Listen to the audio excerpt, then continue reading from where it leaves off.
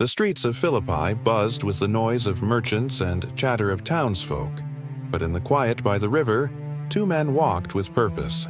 Paul and Silas, voices calm yet confident, shared the good news of Jesus Christ with those who would listen. Among the listeners was Lydia, a woman of business and faith whose heart was stirred.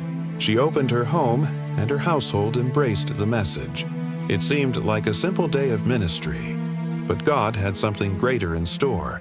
As they moved through the city, a young slave girl began to follow them.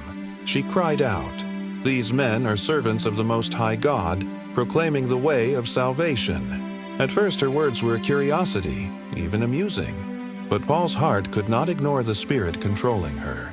With authority he commanded, "In the name of Jesus Christ I command you, come out of her." Immediately she was free, but freedom came with consequences.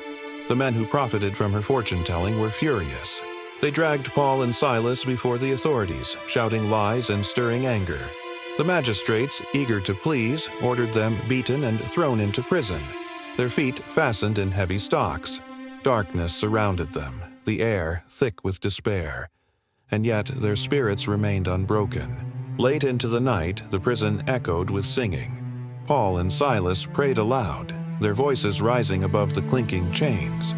Other prisoners listened in awe, some in silence, some in wonder. And then it happened. A violent earthquake shook the foundations of the jail. Doors flew open. Chains fell off the prisoners' wrists and ankles. Freedom. But in the midst of chaos, the jailer, eyes wide with terror, raised his sword to end his own life, convinced that all had escaped. "Do not harm yourself," Paul shouted. Trembling, the jailer fell to his knees. "Sirs, what must I do to be saved?" In that moment, the same men who had sung in chains became messengers of life, sharing the gospel with the jailer and his household.